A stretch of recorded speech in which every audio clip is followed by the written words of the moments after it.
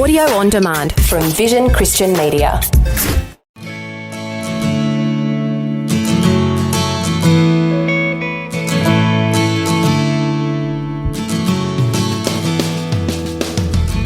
And it just appeared like she had absolutely everything together. And the pressure that I felt of not being like that and having to potentially try and live up to that expectation was pretty big. And that's actually unfair because we're not supposed to be perfect. Society may tell us we need to live up to an unrealistic expectation of perfection. Unfortunately, mothers often feel this the most. However, God's expectations look entirely different. Focusing on Him can bring us peace and direction that does not demand perfection as we raise our children.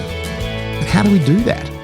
Today's guests are some mums that are part of the team here at Focus. And we're going to discuss how they have navigated the journey of motherhood, including the challenges and the rich rewards with God's help.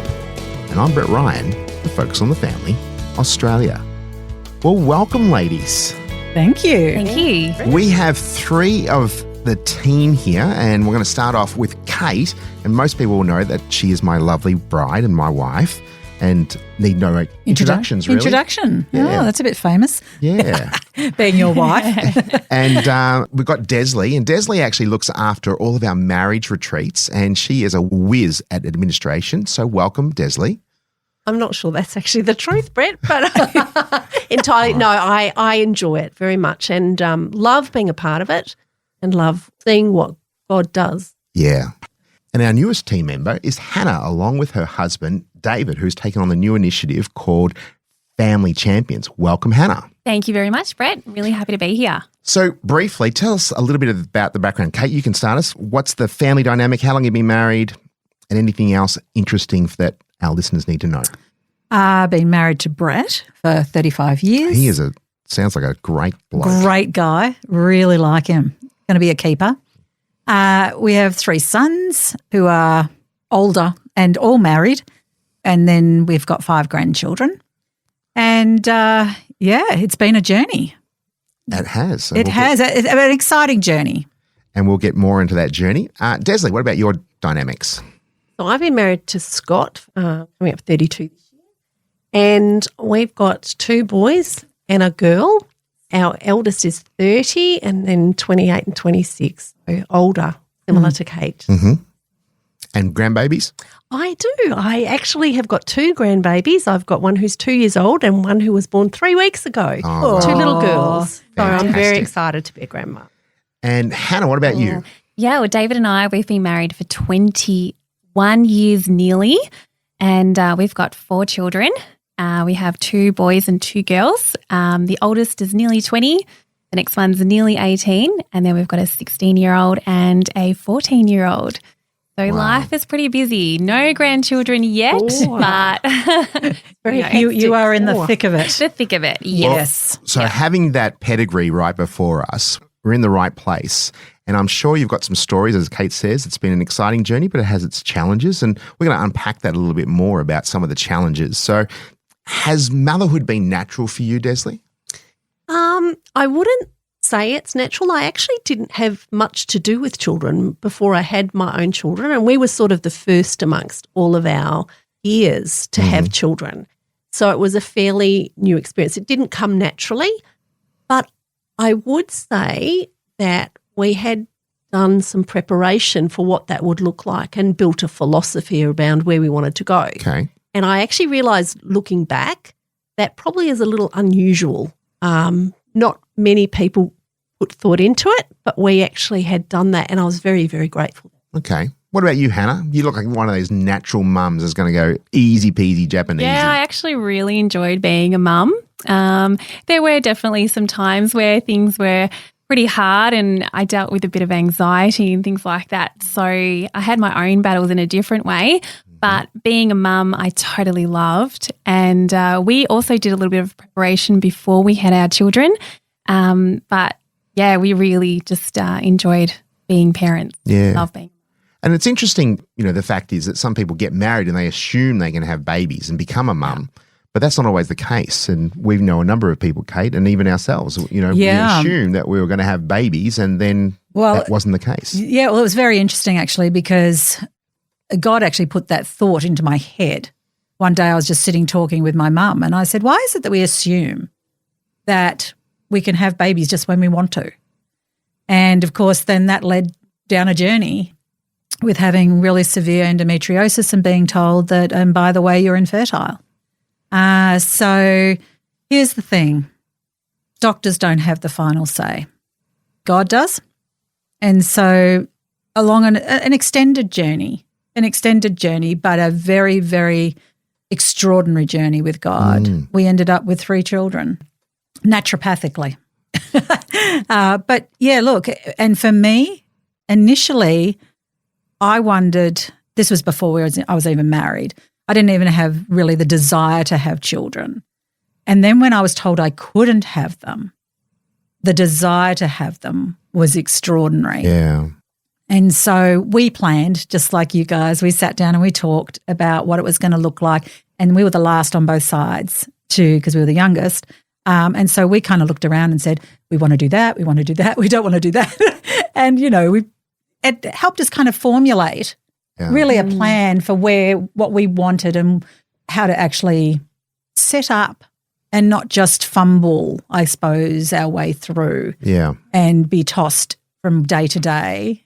Not that doesn't happen, but have a general plan of what we wanted it to look like. Speaking of plans and trying to not be fumbling, where do you learn how to become a mum? I mean, is it people say, well, I had a mum, therefore I can know how to be a mum, and we've said that, or you've identified that you had to work at it, to work on things. But where did you learn? Obviously you learnt some things from your mum, and as Kate's identified, from the siblings as well. I want to do that, I don't want to do that, definitely don't do that. Where did you guys? I think a lot of it is around observation. So, being critical in how you, not in terms of being nasty critical, but looking critically at things and saying, I really love the way that person did that, or I don't think I would want to do things that way. That was one thing. But another thing was actually just investing in parenting courses. Like we actually did some parenting courses before we had children, and it really just helped. And I have to say that's unusual, isn't it? It is. Not many people do No. it. And you think the most important thing, if you want to learn how to play tennis, you go to tennis lessons, drive a car lessons.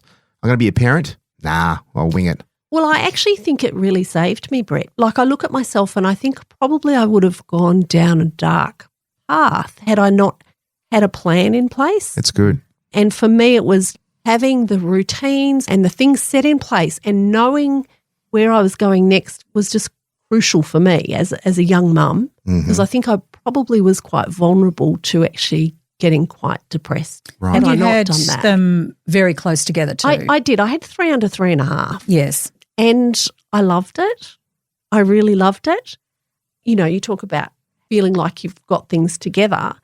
I think some people looked on and thought I did have everything together. Yeah. And it was really interesting. I remember once doing a Bible study with some ladies and just sharing some of the things that I was struggling with. And afterwards, one of the ladies comes up and says, just thought you had it all together. Yeah. And I think sometimes you can look like you're doing okay, but you're actually sinking, and just being able to share that with other people and walk that journey with other people is helpful. It's good. I'd actually like to unpack just briefly, was the parenting courses very cookie cutter and saying, hey, if you do A, B, and C, this is the net result?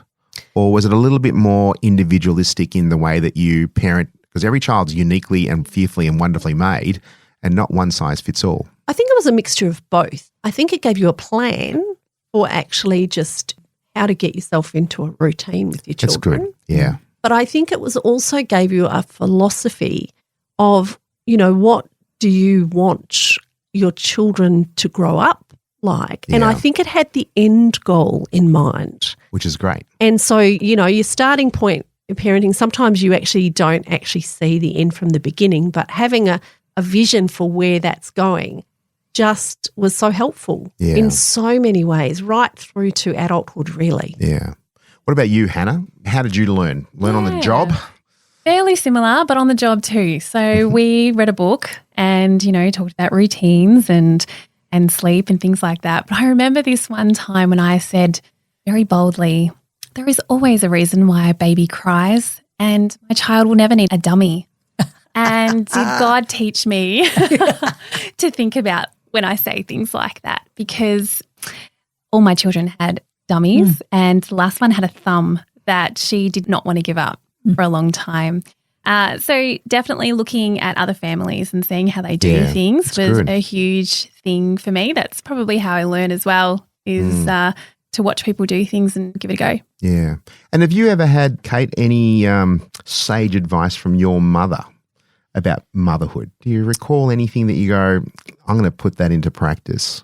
It's interesting. I would say more from her role modelling than things that she said. Being the youngest, I think I had a pretty good front row seat of what she was doing with, the ones ahead. And then I was with her many years after my sisters got married.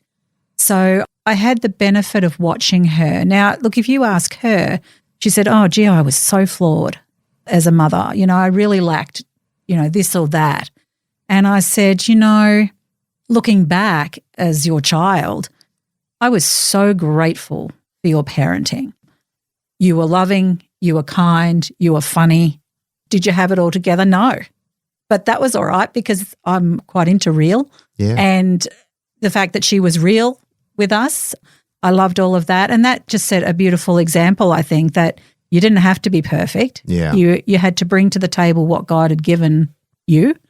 And it was like, okay, those boys were in our quiver and we had to prepare them so that God could shoot them out. Yeah. And I love that picture of the arrows. So the boys were the arrows, in our quiver, and year after year after year you're feeding into them. And like with Desley, you're looking at the end game. So you're building character. Everything you do is to build character and teach them about God and develop those characteristics. And so for me, watching my mum and even later in life as difficult things came across her path, the fact that she relied so heavily on God so that when I got into sticky situations as a mum, and, one specifically where I had a screaming child who didn't stop, and I stood in my bedroom bawling my eyes out with the door locked. Now, I locked myself in. And he was in a cot and sobbing, just saying to Jesus, you created him. I have no idea what he needs. And I said, if you don't help me, I don't know what I'm going to do. I kind of feel like that's a prayer for all of parenting. All parenting, all through parenting. We've all been there. Yes, but the amazing thing was as I stood there, God must have known I was on the edge because immediately after that, it was one of those arrow prayers, like do something now.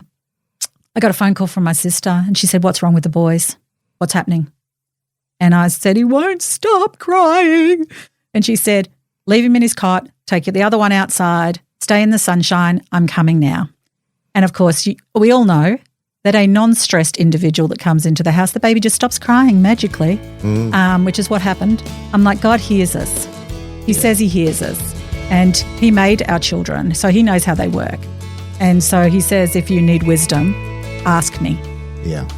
Godly wisdom. Yeah, very much so. Our guests today are Kate, Desley and Hannah, and they're part of the team here at Focus on the Family Australia, and we're talking all things motherhood.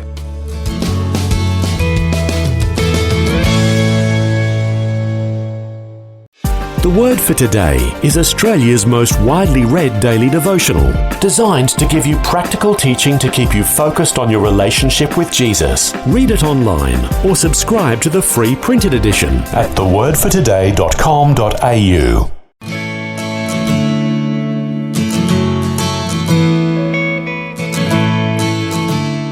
Well, welcome back, and we're speaking with some mums who are part of the team here at Focus on the Family Australia.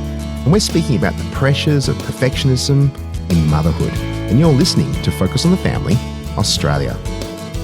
I read an article just recently, and I don't know how true statistically it is, but it actually spoke about 60% of all mums feel like they're failing. and especially in the first year. So who's going to be first? Have you ever felt like you've failed? Well, I'm just going to say this.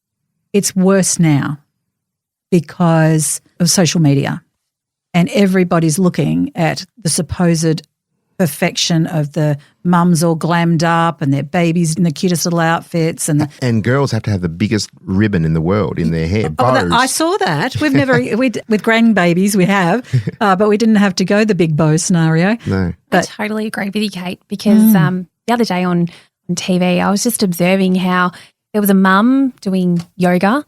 She was beautiful. Her house was tidy. The kids were looking amazing. It appeared as though she had her own business as well.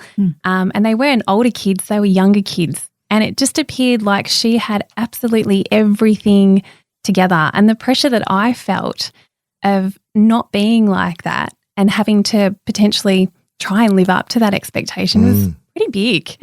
And that's actually unfair because we're not supposed to be perfect. We can't be perfect. Well, the trouble is that it won't be like that. Correct. That is the thing. And it gives the perception to young mums particularly that other people can do it, but I can't. What's wrong with me? Yeah. And unfortunately, there are no perfect mums. No. I mean, that's fortunate really that there are none. But we have to actually get that reality and tell ourselves that. Yep.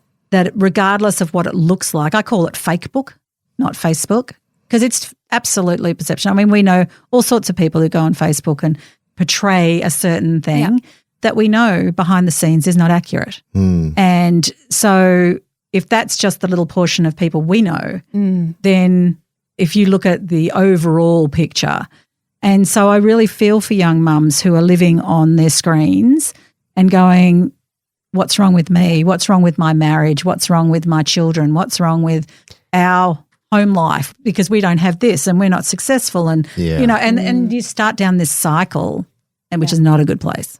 Well, I think sometimes women already think that they're not good enough, and then they become a mum, and then all this sort of stuff is thrown in their face. And it's actually really hard to take. It's a double punch, really. Well, the insecurities come out once you become a mum. Yeah. I saw this sentence and it said, God made us to be perfectly imperfect.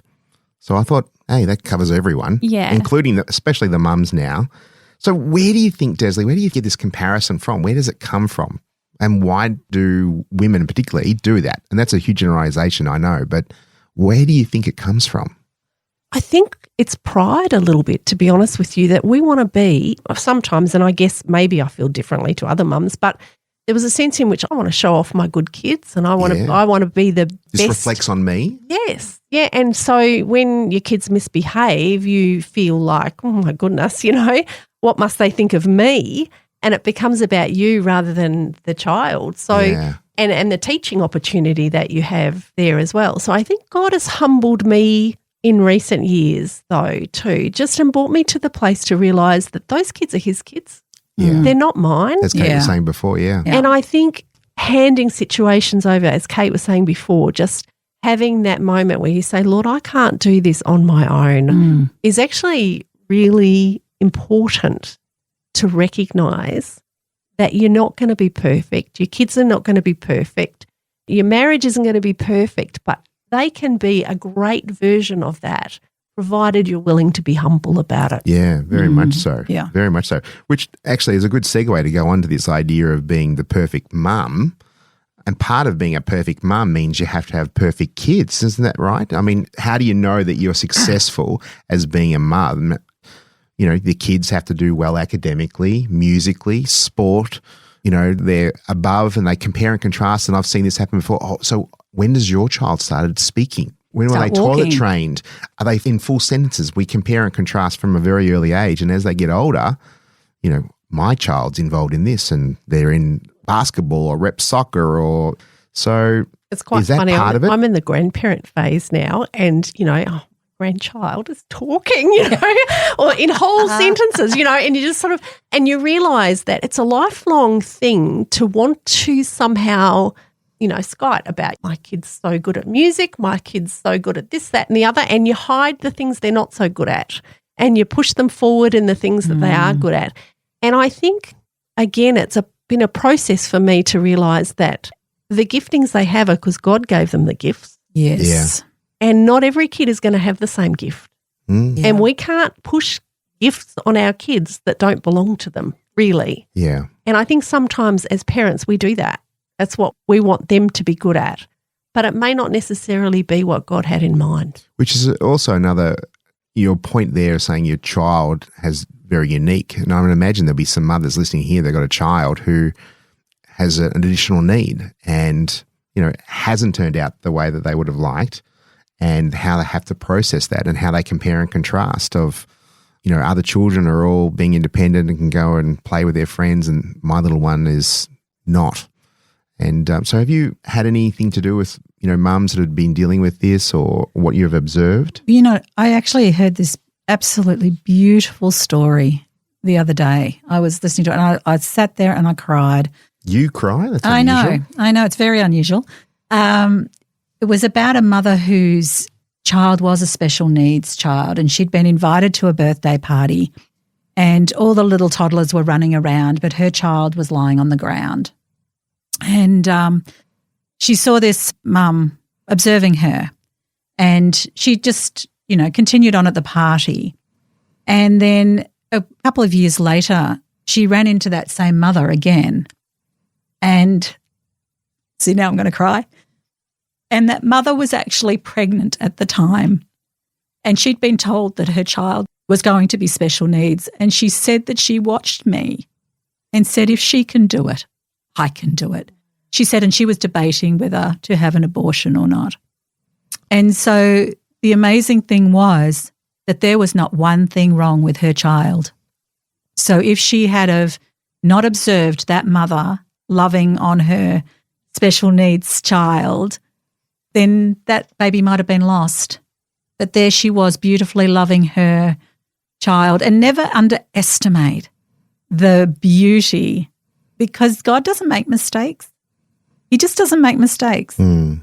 And so children with additional needs have incredible value. Well, they have a plan and a purpose for them to prosper. It's not like, well, these children have a plan, but children with additional needs don't. They have an amazing plan. And I can't tell you the number of people who we know that have children with additional needs where they say the impact on their family to love and care and the empathy, it's extraordinary. And I say, we just don't understand the hard work that goes into that. We think it's hard, but sometimes we need to be looking out for people who are doing it a whole lot harder as mums and going, what do you need? How can we help you? Because often there are a lot of medical appointments and physio appointments or speech therapy appointments or whatever, and I just don't think we grasp that. And I think sometimes they're drowning. I think it's very easy to stand on the sidelines and make judgments about mums and their parenting styles and all the rest of it without actually sort of, as you say, standing back and saying, well, what is actually going on in their world? And, the worst is the supermarket. If a child's throwing a tantrum, you have no idea whether that is just, a difficult child or whether it's somebody who is having a meltdown because they're on the spectrum or they're being overstimulated. Overstimulated with all the noise or the lights or the whatever. And you can stand there and instead of standing in judgment, go, we understand. Yeah. I do that to mums when I see a child. I go, you're doing well. Hang in there. It can be tough. Just to encourage them. This has been so good, and unfortunately time has got the better of us. But can we continue this conversation? Are you happy for us to have a part 2 of this? Yes, about absolutely. motherhood? Well, thank you, ladies, for part 1, and we look forward to part 2 of this conversation.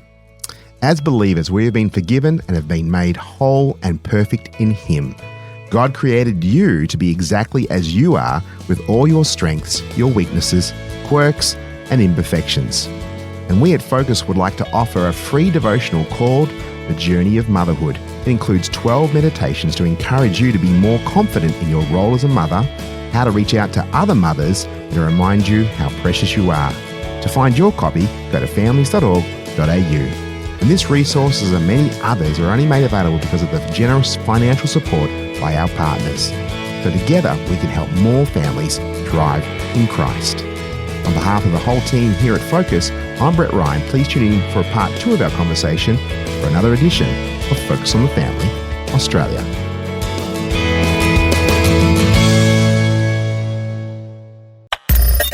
Thanks for taking time to listen to this audio on demand from Vision Christian Media. To find out more about us, go to vision.org.au.